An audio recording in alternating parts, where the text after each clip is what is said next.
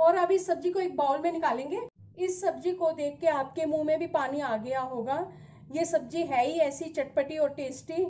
इसको रोटी, पराठा, चावल किसी भी चीज के साथ सर्व कर सकते हैं।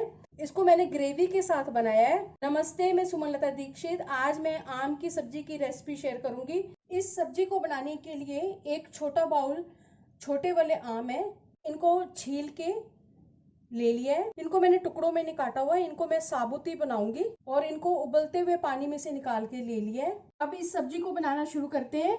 मैंने गैस के ऊपर कढ़ाई में 3 बड़े चम्मच सरसों का तेल डाला है। आधा छोटा चम्मच साबुत धनिया डाल देंगे, 2 साबुत लाल मिर्च डाल देंगे तोड़ के, आधा छोटा चम्मच जीरा डाल देंगे, 1 छोटा चम्मच सौंफ डाल देंगे, 1 पिंच इसमें अजवाइन डाल देंगे, 1/4 चम्मच इसमें हींग डाल देंगे। ये नो अनियन नो गार्लिक पहले भी मेरे चैनल पर है, हिमाचली रेसिपी अम्बुआ। मसालों के भून जाने पर इसमें प्याज डाल देंगे। इसको लगातार चलाते हुए ट्रांसपेरेंट होने तक भूनेंगे। अगर आप मेरे चैनल पर पहली बार है तो इसे सब्सक्राइब कर देना, बेल को प्रेस कर देना, जिससे आपको मेरे आने वाले वीडियो की नोटिफिकेशन मिलेगी।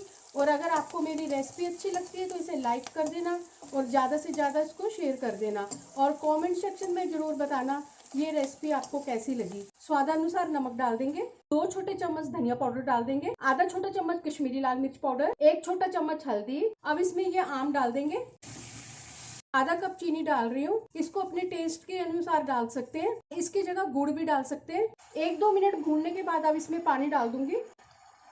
2 कप इसमें मैंने पानी डाला है। जैसे ही सब्जी में उबाला आएगा तो गैस की फ्लेम को कम करके ढक्कन लगा देंगे और इसको पकने देंगे। बीच बीच में इसको चलाते भी रहेंगे। ढक्कन हटा के सब्जी को चेक करते हैं। सब्जी को पकते हुए 7-8 मिनट हो गए हैं, ये पक चुकी है।